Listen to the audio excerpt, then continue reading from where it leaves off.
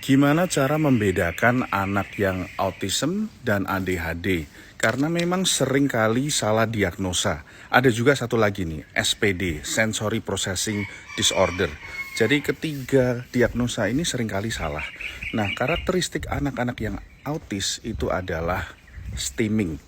Ya, jadi buat yang belum tahu apa itu stimming itu adalah perilaku stereotipikal, perilaku yang diulang-ulang. Mungkin kalian sudah pernah lihat anak-anak autis yang sering menggerak-gerakkan jari seperti ini, flapping, atau mungkin flicking fingers gini, atau mungkin secara verbal mengeluarkan kata-kata yang diulang-ulang tapi yang nggak bermakna. Misalkan paiti lala, atau mengulang-ulang bude lagi ngapain, atau mundur maju mundur badannya. Nah, diulang-ulang lagi dan lagi. Ini adalah contoh dari stimming. Nah, sebelum kita bertanya cara ngatasinnya seperti apa, kita harus sadar dulu.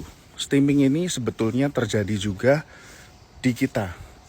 Orang-orang neurotipikal atau orang-orang yang pada umumnya ya, contoh kalau beberapa dari kita suka gigit jari ya, atau suka kakinya goyang-goyang gitu ya.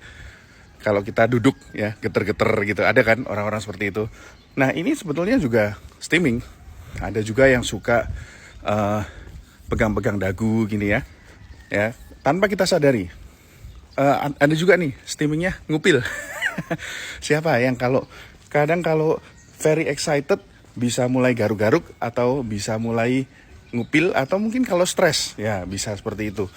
Nah, jadi perilaku-perilaku yang tanpa kita sadari kita lakukan itu termasuk stimming juga. Tapi karena kita menyadari ada beberapa hal yang bisa diterima secara sosial, jadi kita tidak melakukannya di depan umum ya. Nah, anak-anak autis ini mereka nggak ngerti sayangnya. Karena di video sebelumnya saya udah bahas nih tentang keterbatasan komunikasi di anak-anak autis. Karena mereka nggak ngerti apa yang diterima oleh sosial, orang-orang lain, dan apa yang nggak. Mereka biasanya stimming ini saat very excited atau saat mereka stressful. Ya, saat mereka galau atau saat mereka super senang, itu ya, dua itu. Nah, mereka harus kita arahkan supaya melakukan hal-hal yang diterima secara sosial.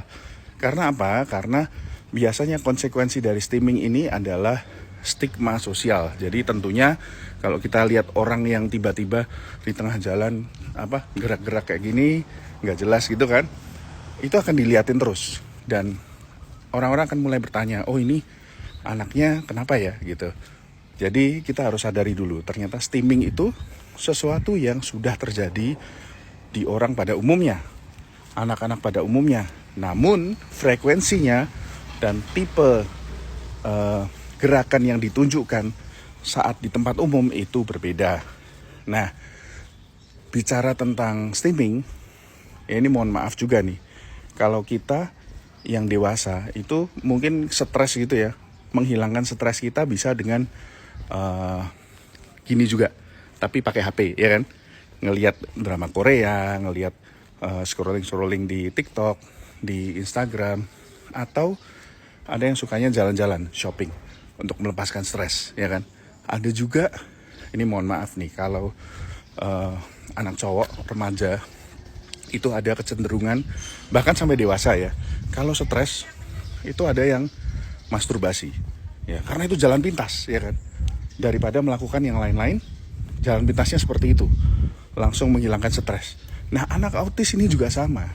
Seringkali mereka stres, mereka cari jalan pintas, dan stimming ini adalah jalan yang paling pintas untuk anak-anak autism. Sehingga yang mereka cari itu sensasinya sebetulnya. Sensasi dari badan digoyang-goyang, sensasi dari tangan digini-giniin, atau suara yang mereka buat.